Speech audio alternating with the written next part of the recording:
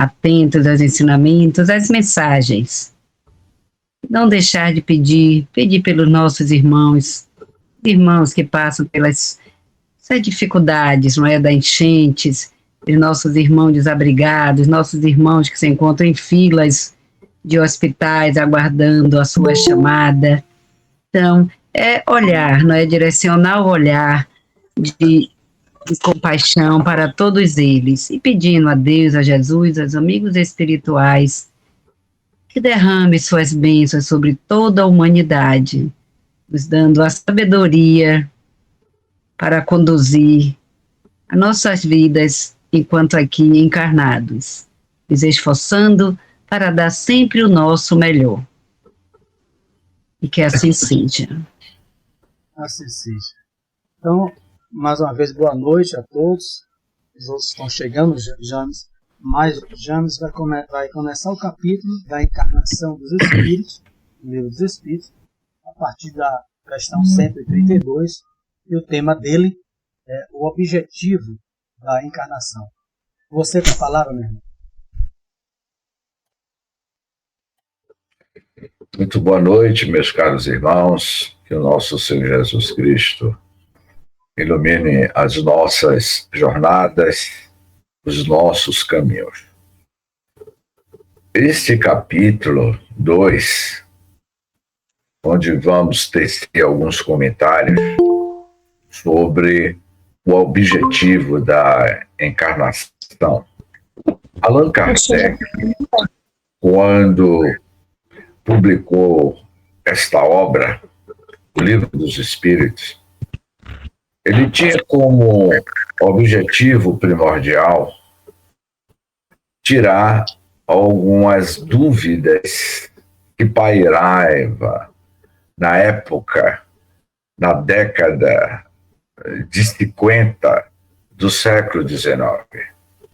Era um período onde as grandes mentes brilhantes, os grandes pensadores, os grandes intelectuais, naqueles idos dos anos 50, do século XIX, estava cheio de conjecturas, de dúvidas, quando aparece em público o Livro dos Espíritos como uma bússola de orientação.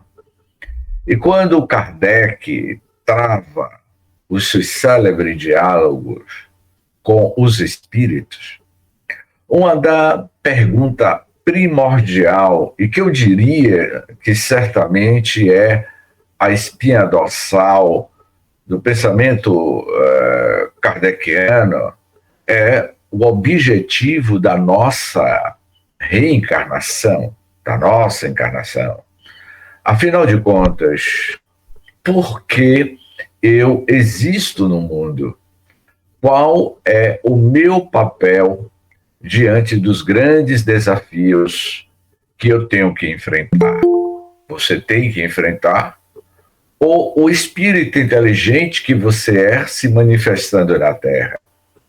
E foi exatamente isso que Kardec, ele formula em duas perguntas, a 132 e a 133, ele é bem objetivo, tanto quanto o próprio texto do livro, Objetivo da Encarnação.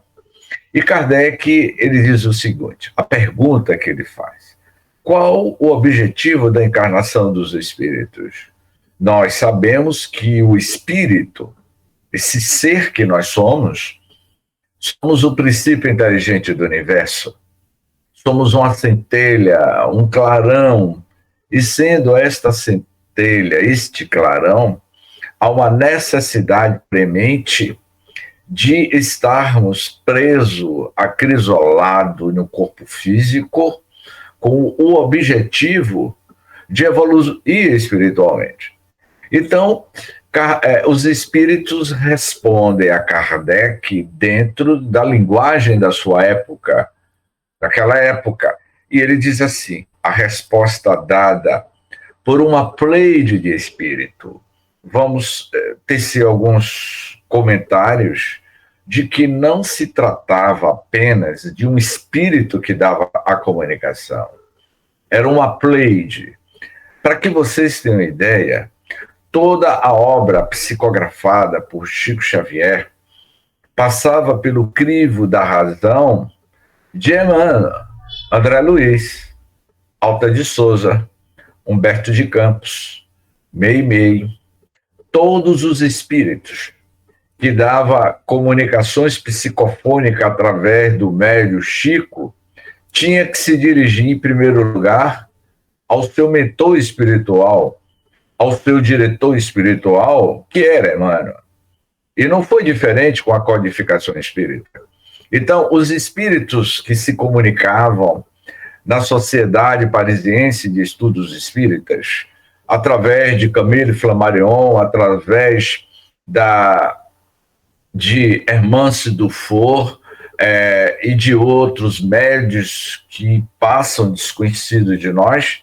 Então, havia um consenso na resposta dada pelos espíritos, porque o diretor espiritual desta grande obra era o próprio Cristo, conforme está na própria introdução do Livro dos Espíritos, em Prolegômenos.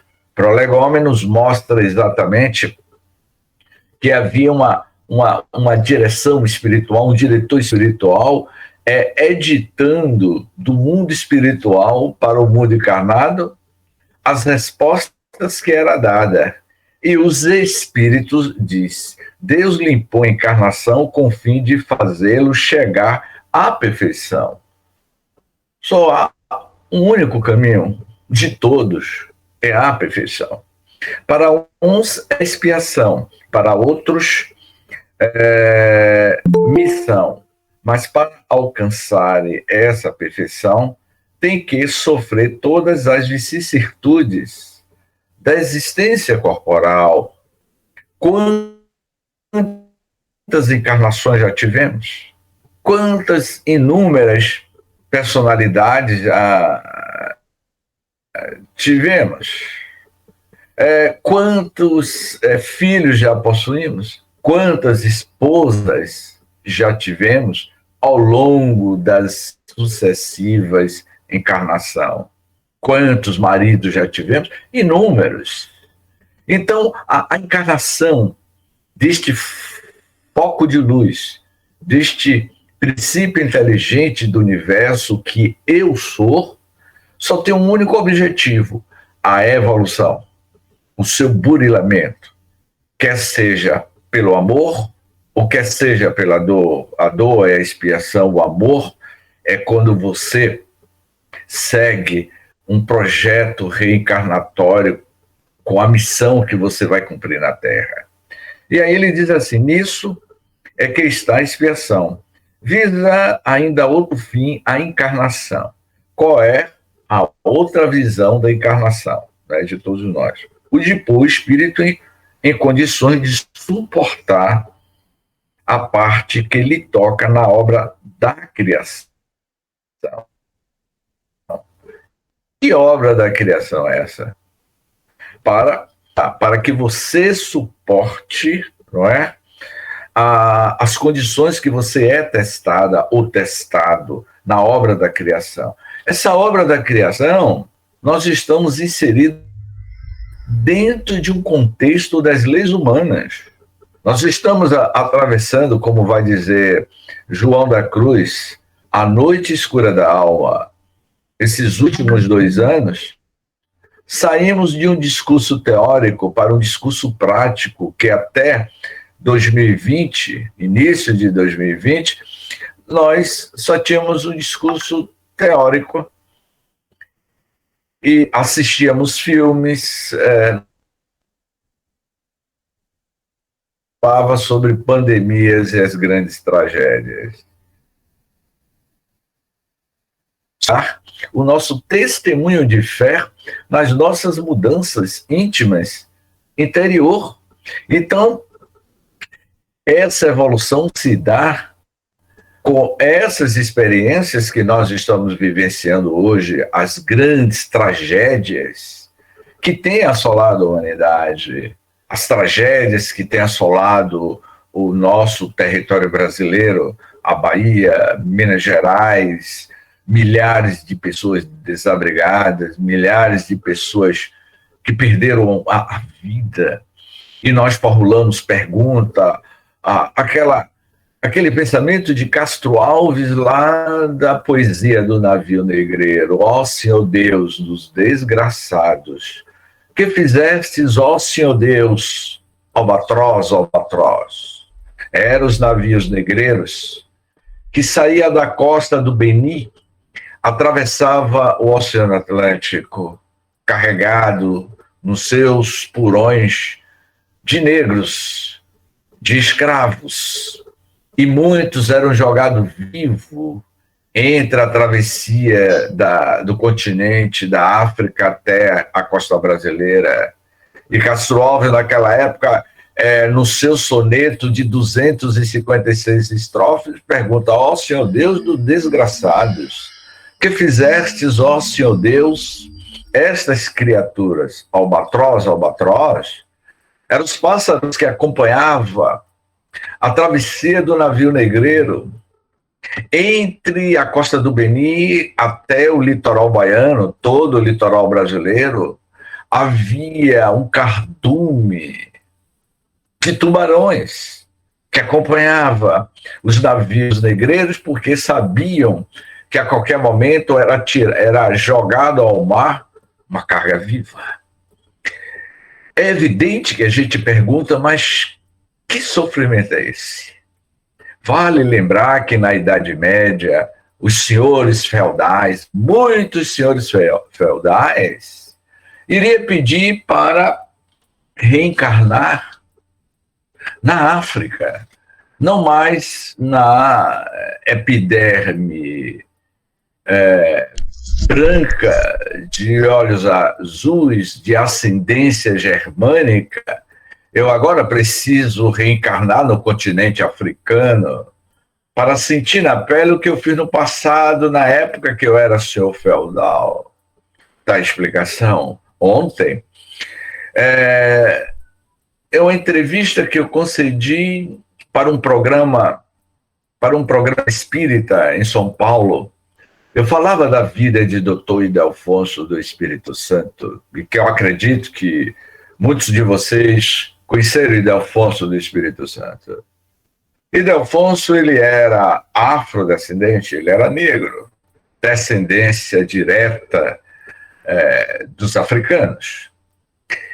E um repórter na revista do Sindicato dos Médicos no estado da Bahia, em setembro de 2010, este repórter formula uma seguinte pergunta, e que tem tudo a ver com o tema que nós estamos falando: objetivo da encarnação, expiação, aprovação. O repórter deste Sindicato dos Médicos pergunta o seguinte: o senhor sofreu alguma vez preconceito racial? O senhor sofreu alguma vez na vida preconceito racial? Vejamos bem a resposta de Ildefonso, que responde e resume o capítulo, o item 132 e 133, e aí a gente pode parar o estudo, pronto, final, e terminamos a live antes que a plataforma caia. Então, Ildefonso respondeu da seguinte forma: eu lidei com situações de preconceitos, mas administrei bem. O que eu faço por uma pessoa que me faz uma ação preconceituosa é orar por ela, pois não entende a diversidade. Ildefonso iria dizer: quando eu percebo que a pessoa tem ato preconceituoso contra a minha pessoa, eu oro por esta pessoa. Ele era um espírito à frente do nosso tempo. Eu oro por aquela pessoa que tem preconceito racial. Mas ele continua dando a resposta. É essa resposta que nós vamos inserir dentro do objetivo da encarnação.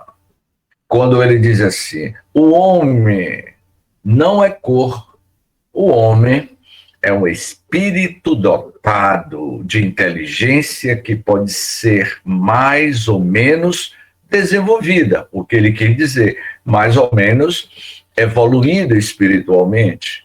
O indivíduo que é negro hoje pode ter sido branco e no futuro poderá ser qualquer cor, porque o espírito vai vestindo em cada encarnação um corpo novo. O objetivo da encarnação. Portanto, quando Kardec formula esta pergunta, é exatamente essa resposta que o Dr. Ildefonso deu em 2010 na revista do Sindicato dos Médicos. Espírito não tem cor. Eu estou na epiderme negra, mas amanhã eu poderei estar numa epiderme branca, eu posso reencarnar na Mongólia com objetivo. Quando um certo shopping aqui em Salvador foi inaugurado, no início da década de 90, eu fui na primeira semana da inauguração desse shopping. E tinha uma distinta moça jovem com um computador nos corredores deste shopping. Era início dos anos 90. E esse computador, você pagava uma certa quantia e o computador solicitava da sua parte o seu nome e a sua data de nascimento. E este computador iria dizer quem foi você em uma vida do passado. E aí eu paguei porque eu queria saber se aquele computador era dotado de faculdade mediúnica para saber qual foi a minha última encarnação. E eu fiquei muito curioso. Paguei, aquela moça distinta, que digitou meu nome e a minha data de nascimento. Após essas informações, saiu, Mário, o meu relatório da minha encarnação passada. E dizia o seguinte, eu fiquei surpreso, que aquele computador médio nos corredores do shopping center descreveu uma encarnação passada que eu tive na Turquia, no interior da Turquia, no ano de 1459. Eu vivi na Turquia, no interior da Turquia, em uma personalidade feminina. Até aí estava tudo muito bem numa personalidade feminina, porque o espírito ele pode encarnar ou reencarnar no corpo masculino e feminino. Até aí, Tereza, eu estava aceitando de boa, sem problema. Mas quando o computador começou a dizer que eu era uma mulher fogosa e dona de um cabaré, eu me revoltei com aquele computador. Né? E o computador dizia que eu era dona de um cabaré no interior da Turquia e que eu era uma mulher fogosa e que adorava viajar. Viajar eu gosto, mas quando eu tomei conhecimento, eu saí revoltado com aquele computador médio mistificador, que não era nada daquilo. Então, de forma bem-humorada, eu sempre tenho comentado que hoje nós estamos inseridos neste contexto, nesta persona que você é, que cada um de vocês é, e que você tem um objetivo específico hoje, neste atual momento, no dia 18 de janeiro de 2022, às 20h20, você tem um objetivo, que é se autoconhecer, se burilar. Então, quando ele diz assim, que o instrumento de harmonia com a matéria essencial desse mundo, a fim de aí cumprir, daquele ponto de vista, as ordens de Deus, e assim que, concorrendo para a obra geral, ele próprio se adianta. Ou seja, qual é a ordem de Deus? É seguirmos os seus mandamentos. E qual é o mandamento do Criador? Jesus esteve conosco e nos apresentou o código de ética moral para a humanidade. Jesus apresentou a Constituição Divina, que é uma Constituição onde não sofre emendas. A constituição divina do Criador é aplicada aqui no nosso planeta Terra, como também é aplicada em Sirius, em Alcione, em Andrômeda, no planeta Marduk, nas diversidades de moradas da casa de meu pai, como Jesus iria afirmar. Todos os mundos são solidários. Todos os mundos têm as suas leis. E há uma única lei, que é a Constituição Divina, que é a lei do amor. Então, se eu estou encarnando na Terra, porque assim ainda é necessário para o meu burilamento interior. Eu tenho comentado nesses últimos dias a necessidade de amar. Eu preciso urgentemente amar. A gente não precisa de mais nada. Ame de forma incondicional. Porque quando você aprende a amar, a sua encarnação se torna mais leve. Você consegue compreender a si mesma ou a si mesmo e compreender o outro. Então, quando os espíritos respondem a Kardec, ainda no item 132, só o item 132 e 133, a gente levaria a noite toda aqui e deixaria a aula para outra aula, não é? Então, ele diz assim, a ação dos seres corpóreos é necessária à marcha do universo. Deus, porém, na sua sabedoria, quis que nessa mesma ação eles encontrassem um meio de progredir e de se aproximar dele. Deste modo, por uma admirável lei da providência, tudo se encadeia, tudo é solidário na natureza. Tudo é solidário. Eu vou repetir aqui na live o que eu falei no estudo da Gênese. Para mim, é irracional um espírita. Eu vou falar de nós, porque nós somos espíritas. Como é que nós, na qualidade de espírita, pregamos o mundo de regeneração, pregamos o amor ao próximo das nossas sucessivas encarnações, não é amar apenas os seres humanos, mas é amar o reino inferior, o reino animal. Quem aqui na sala não tem um cachorro de estimação, um gato de estimação? Mas eu comentava que a gente fala sobre mundo de regeneração, que a gente precisa se aperfeiçoar. O que é que ele diz aqui, né, no item 132? O nosso burilamento, o nosso aperfeiçoamento. Como é que eu posso me aperfeiçoar se ainda eu tenho um hábito de prender passarinho dentro de uma gaiola? Como é que eu posso buscar um mundo de regeneração, me regenerar, se ainda tenho o atavismo de prender passarinho dentro de gaiola? Quando houve o lockdown em março de 2020, eu fiquei 45 dias dentro de casa. Muitos aqui ficaram angustiados, desesperados. Teve pessoas que estavam ficando loucos de ficar preso. Mas por que você prende um passarinho? O objetivo da encarnação é o crescimento espiritual. E eu pergunto, você gostou de ficar 30 dias, 40 dias? Eu fiquei 6 meses no sítio em Dias d'Ávila, quando começou a pandemia. Mas fiquei no sítio com minha mãe 6 meses. Alguém aqui ficou preso dentro de casa. Mas por que a gente prende o passarinho? E o que tem a ver o passarinho com a questão 132 do Livro dos Espíritos? Já pensaram? Que a encarnação nossa é um pássaro preso na gaiola. Essa gaiola se chama corpo físico, mas amanhã nós nos libertamos. Mas no caso do passarinho, a gente prende o passarinho pelo nosso egoísmo humano.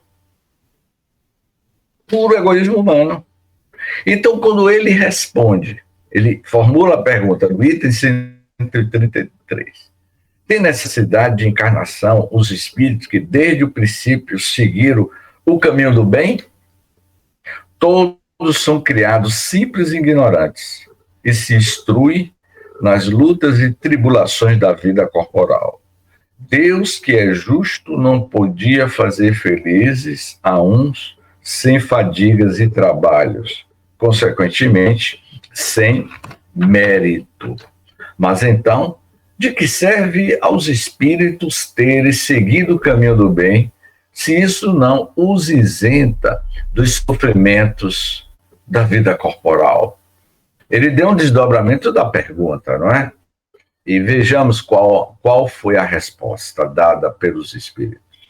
Chegou mais depressa ao fim.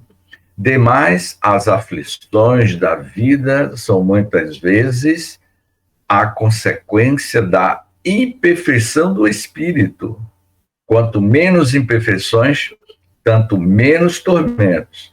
Aquele que não é invejoso, nem ciumento, nem avaro, nem ambicioso, não sofrerá as torturas que se originam desses defeitos. E aí eu peço licença, Mário, Allan Kardec, aos espíritos, para colocar mais uma palavra aqui no final. Não sofrerá as torturas que se originam desses defeitos e também não prenda os passarinhos. Eu estou falando isso porque são 4 anos estudando a Gênese. Eu faço parte de uma equipe de estudos de ecologia em defesa dos animais.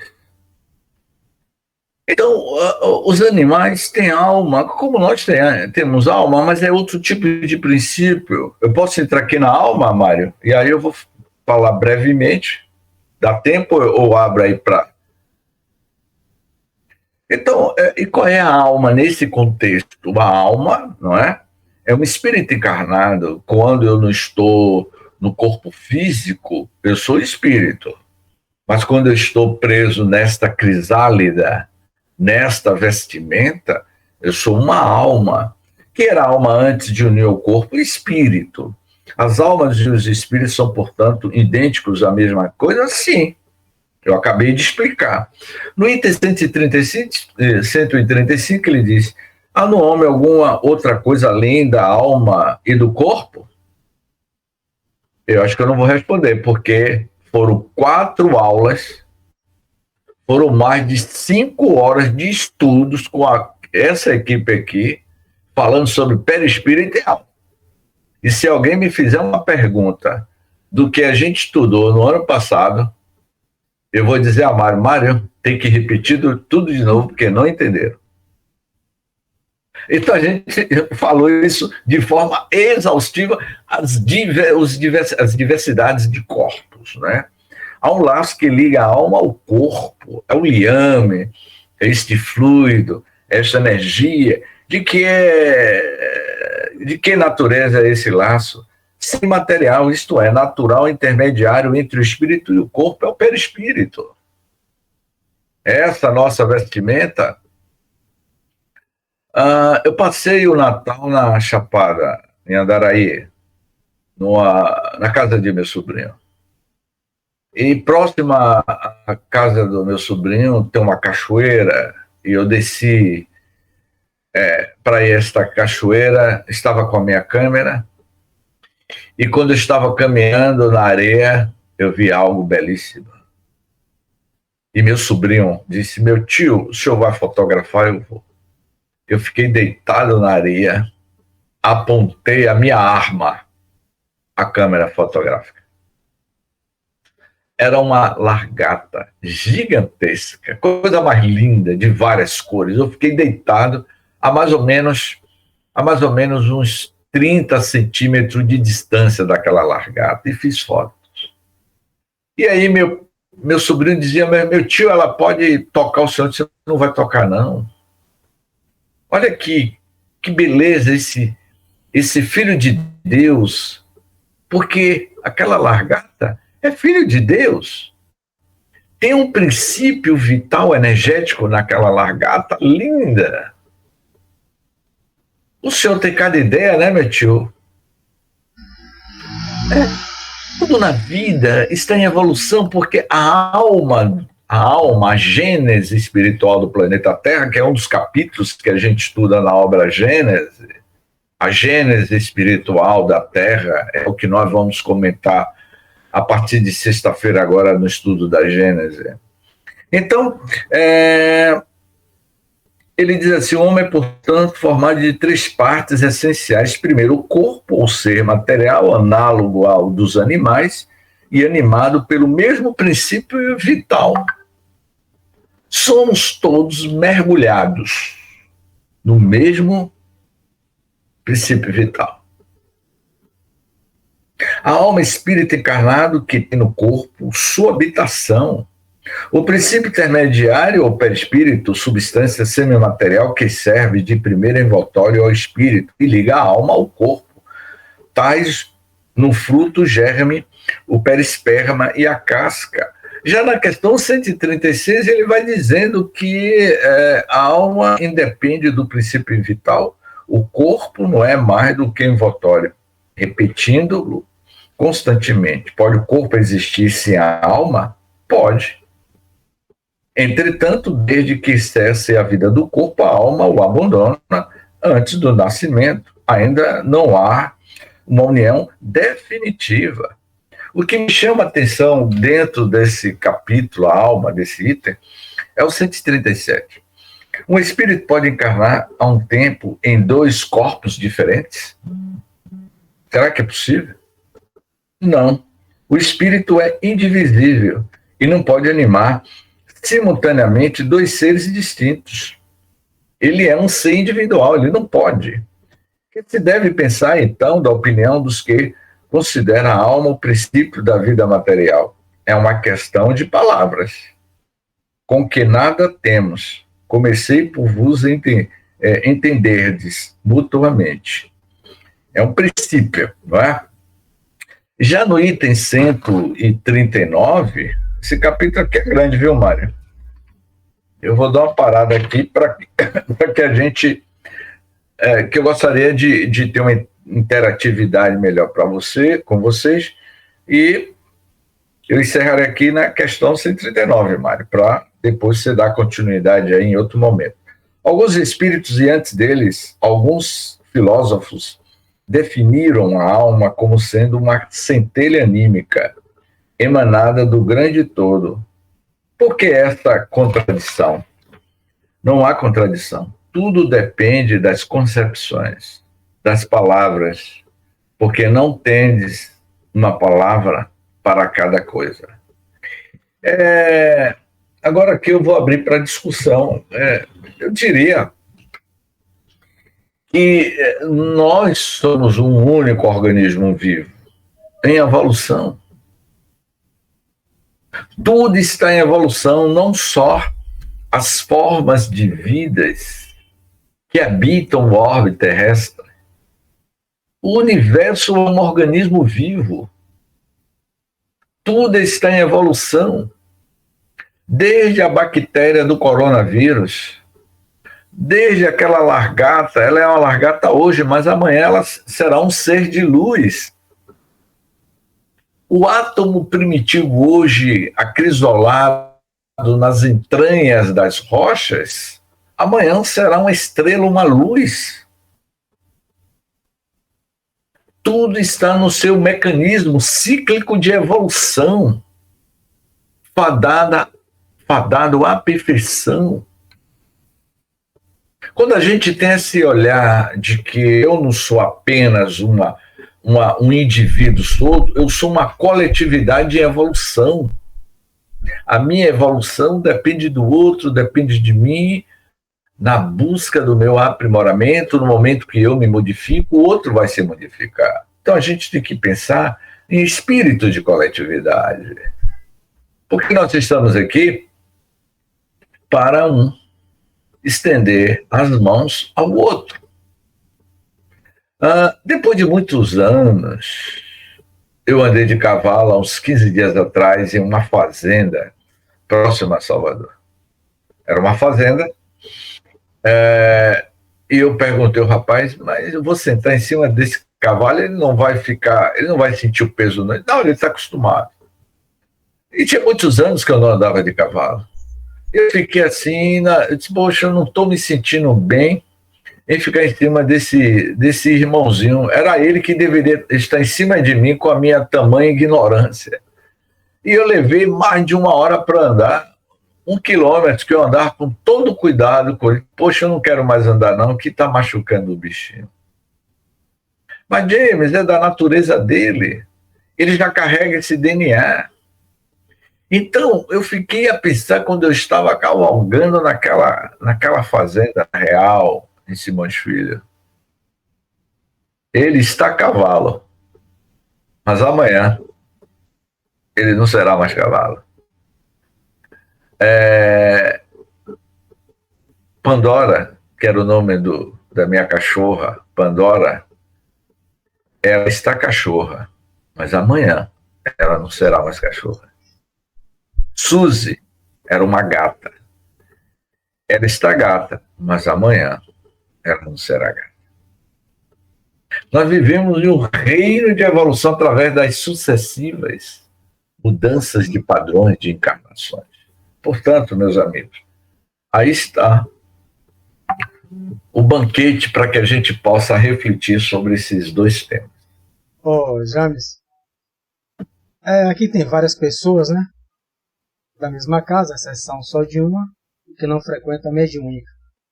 Às vezes o doutrinador fica muito encucado, porque aqui a resposta 132 afirma que Deus, a palavra que está aqui na tradução é Deus lhes impõe a encarnação com o fim de fazê-lo chegar à perfeição. A pergunta é, a gente lê no livro Libertação, só para usar um exemplo de um livro, o Espírito Gregório, 700 anos desencarnado, Matilde, querendo atrair o seu filho, que é toda a obra baseada nisso, para o amor que ela possui, mas com o objetivo de ele retornar à reencarnação. Então, já vimos isso, não com frequência, mas na mediúnica, às vezes o espírito chega ainda sob as dores da escravidão. Uma obra que eu vou ler, né, de Laurentino Gomes, está lá em casa, o meu cunhado já me deu. Ele compra o livro, não lê, mas ele manda para mim. Então, aquela trilogia sobre a escravidão, né, você fala aqui, você já leu o primeiro e o segundo. Então, aí o doutrinador, mas rapaz, a escravidão terminou em 1888.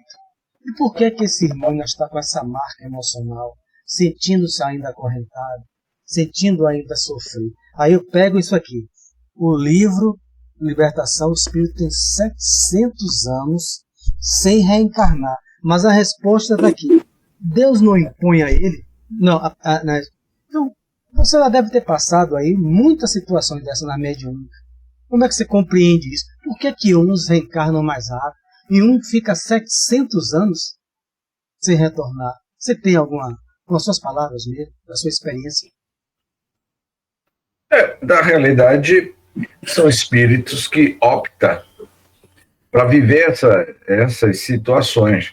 Haja visto que a questão da relatividade, espaço e tempo, isso tem que ficar bem claro para as pessoas. Que o tempo na Terra, espaço e tempo na Terra é 700 anos, 7 séculos. Na cronologia da Terra, mas 7 séculos. No plano espiritual, é muito tempo. E existe também a questão do desejo deste espírito em ter esse tipo de posição. Deus, o divino Criador, vai lhe facultando oportunidade de mudanças. Eu venho comentando que nós temos 2 opções. Não existe terceira opção. Só tem 2 opções. Ou você está encarnado nesta diversidade de desigualdades sociais, ou a segunda opção, que é a primeira, é você estar no seu mundo de origem. De onde veio realmente Mateus? Afinal de contas, quem é Mateus Ferreira? De onde realmente veio Mateus Ferreira? Afinal de contas, quem é Dona Dalva Pinho? Quem realmente ela é? Eu não estou querendo saber quem é Dalva, eu quero saber muito mais do que Dalva, de onde ela veio. Qual é a sua origem, Dalva? Qual é a sua origem, Tereza? Você residia onde, Tereza? Você residia onde, Jailson? Quem realmente você é, Jailson? Me responda, Ivan Santana. Quem realmente você é? De onde você veio?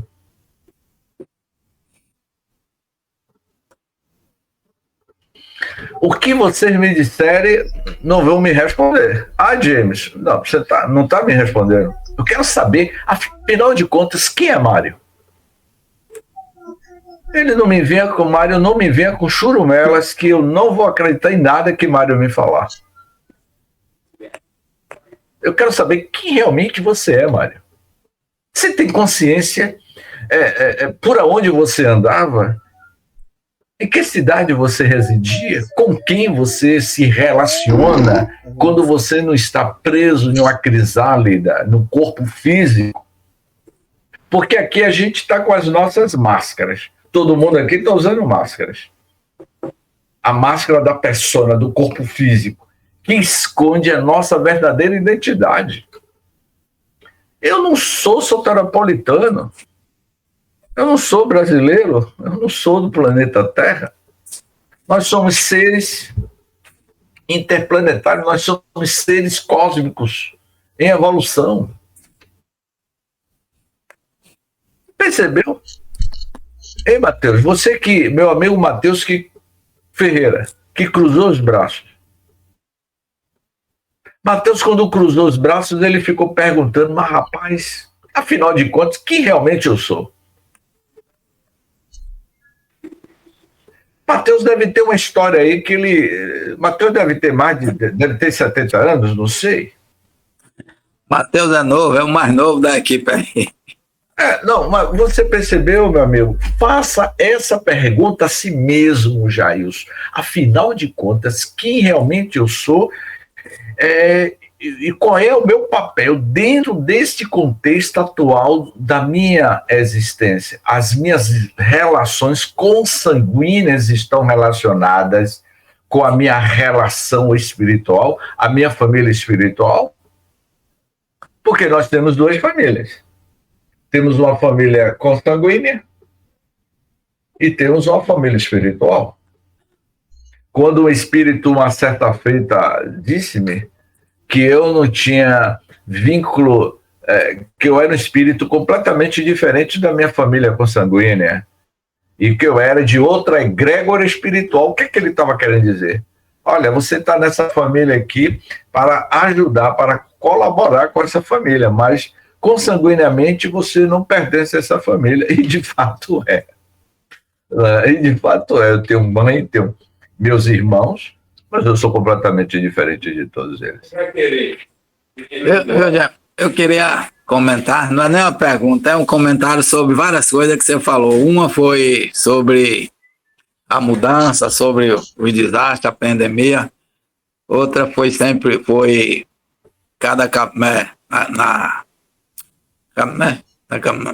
tem várias moradas esqueci agora, né? Na cama.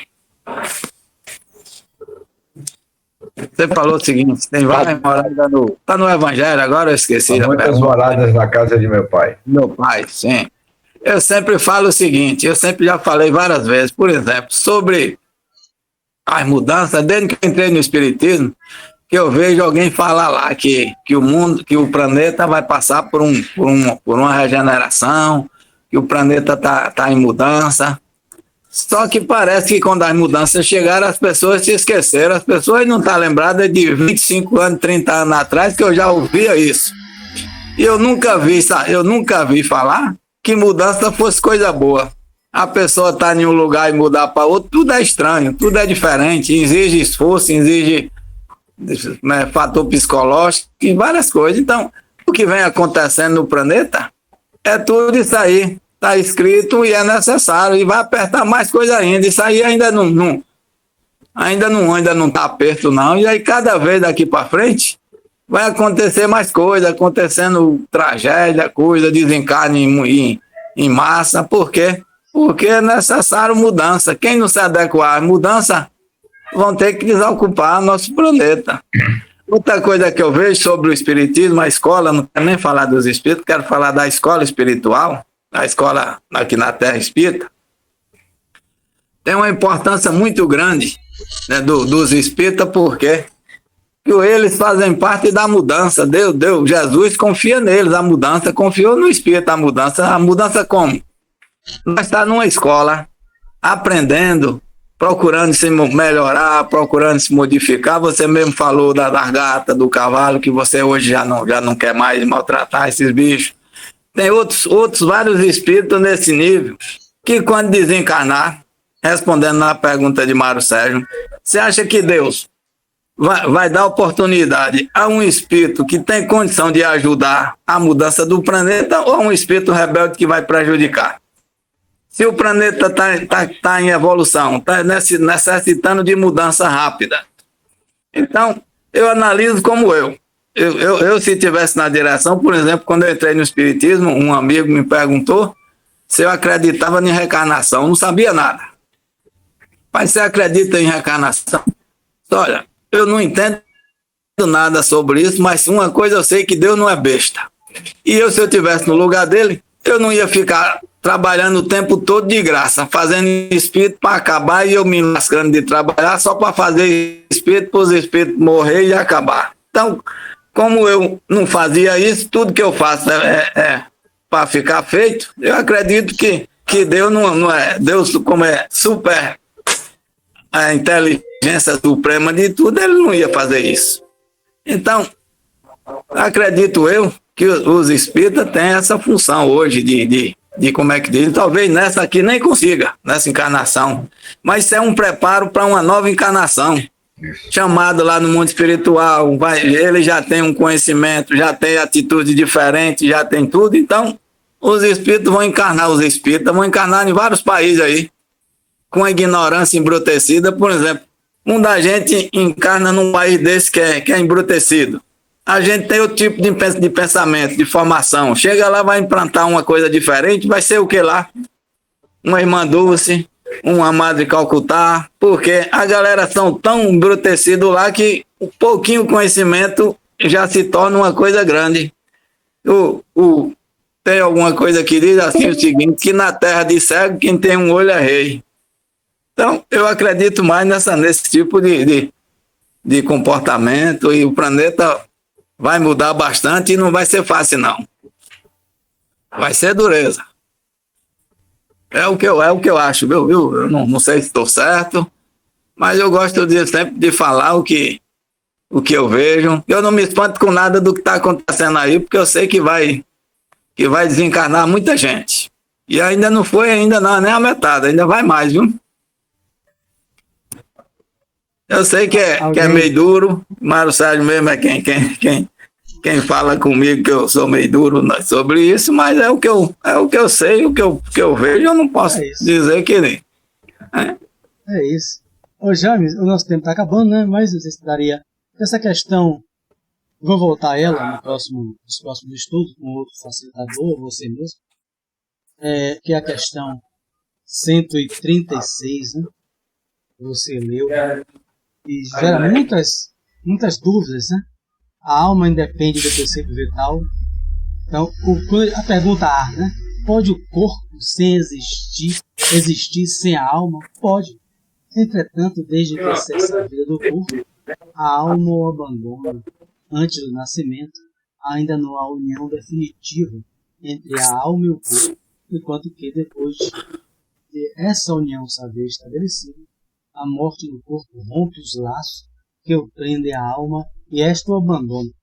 O tempo está curto, mas às vezes a gente vê assim, na área médica, trabalhei no Hospital Aliança, tinha uma moça que engravidou, e os médicos avaliaram que ela tinha realmente a formação de um feto no seu útero, não era um mioma, chegou a formar um feto. Mas o médico avaliou que esse feto formando-se, eles chamavam de gravidez psicológica.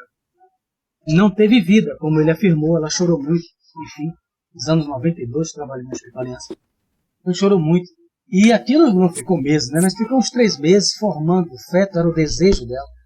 Dela do marido, que um filho, tentou várias vezes. E ele falou que deu um termo, gravidez psicológica. Ela, como mãe, formou o feto. É claro que o médico não abordou alma nem espírito. Então isso pode se encaixar aqui, né, Jânio? Necessidade do espírito reencarnado da mãe, né? Formou, porque você pode imaginar os milhões de espermatozoides que percorrem a trompa de Falópio. Todos eles são seres vivos, portadores de fluido vital. As câmeras mostram. Mas só um, ou se for gêmeos, 2, serão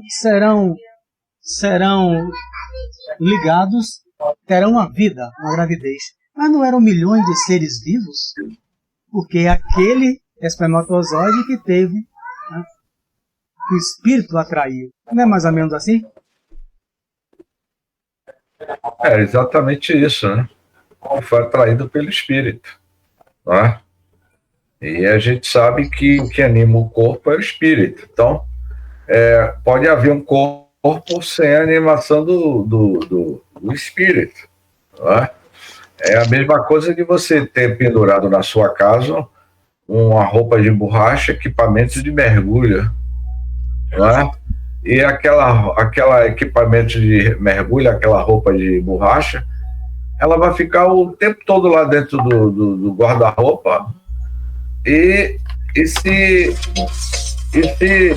se você não pegar aquela roupa de mergulho, ela vai ficar o resto da vida ali. Você sabe que é só expressão de manifestação no fundo do mar. Isso aí, James. Bem lembrado, nosso tempo não dá mais, mas observe que as células-tronco, né? Isso aqui é um tema profundo, essa questão 136.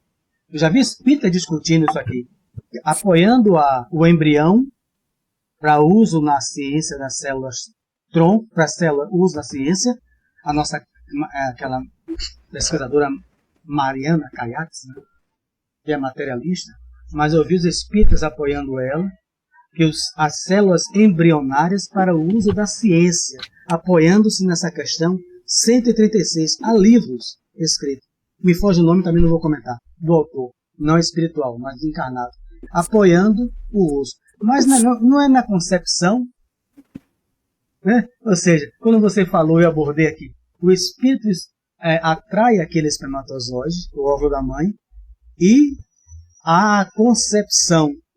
Mas aquela concepção daquele embrião, para a ciência materialista, pode ser utilizado para células-tronco. O que você pensa disso? Você acha que isso é válido ou não é válido? Eu não tenho uma opinião agora formada, Mário, a esse respeito. Eu posso te responder depois, né? Mas nesse momento, eu não tenho nenhuma opinião formada, mas podemos ver isso depois. Joana de Anjos escreve sobre isso, né? Mas eu tenho... Vai, diga. Pelo que eu entendi aqui, será que existe assim, um quantum de energia para que isso aconteça? Não entendi. Entre o espermatozoide e o óvulo? Na realidade, o espírito, o princípio inteligente, ele manipula o óvulo, o espermatozoide. A gente sabe disso através das citações de André Luiz, que há uma manipulação para a condução daquele óvulo que vai ser fecundado pelo campo energético do espírito. O espírito ele vai manipulando para que haja essa ovulação. A gente sabe disso. Isso é explicado lá no livro Missionário da Luz. Filomeno de Miranda também aborda essa questão, né? Então, o espírito, antes quando ele tem mérito, ele pode certamente manipular esses fatores genéticos que vai formar o seu futuro corpo, não é? Mas quando se trata de uma reencarnação compulsória, a história é outra, não é? A história é outra. Então, os espíritos manipulam a genética daquele seu futuro corpo. Quando é uma reencarnação compulsória, porque você é atraído com o seu perispírito a ter um novo corpo de acordo com o que você andou fazendo no passado. Se você foi um suicida no passado, é claro que você vai carregar essa carga genética espiritual no seu perispírito, e ao reencarnar, você vai plasmar isso nos seus cromossomos, trazendo essa estrutura, essa genética da predisposição do suicídio, porque você viveu uma experiência dessa no passado. Então, é por aí. Vamos interromper aqui a prece. E depois, quem sabe, né, James, a gente pode fazer uma proposta de um estudo específico no livro, que é o mais claro sobre isso, Missionários da Luz, que é a famosa reencarnação de Segismundo. Então, eu posso, depois com você, com Joana de Ângeles, que explica sobre os embriões usados na ciência. Tem espírito ou não tem? Mas agora vamos para a prece. Agradeço mais uma vez a você, muito bem provocado, muito bem explanado, muito bem conduzido. Agradeço o nome do Rádio Luz. E vamos agradecer ao Mestre Jesus, aos bons espíritos presentes, que nos envolveram, em especial o amigo James, onde discorreu sobre um tema que é uma lei, a reencarnação. E para nós, como afirmou o amigo Jailson, cabe-nos a responsabilidade dessa consciência que nós já temos. A reencarnação tem um objetivo. Nós não viemos aqui apenas para nos divertirmos, para ganhar dinheiro, acumular coisas. Nós temos objetivos maiores e Jesus conta conosco. Então peço a Deus que nos ilumine a todos nós, espíritas ou não, para que possamos contribuir na obra de Deus, a partir do dentro de nosso lar, a partir do autoconhecimento e a partir de onde nós estivermos. Principalmente, respeitando a natureza, já que quando buscamos respeitarmos a nossa própria natureza emocional, psíquica, espiritual, possamos irradiar isso para a nossa conduta aos próximos encarnados e aos nossos irmãos em jornada evolutiva, os nossos amigos inferiores. Muita paz para todos. Que assim seja. Um abraço, James. Que assim seja. Obrigado, meu irmão.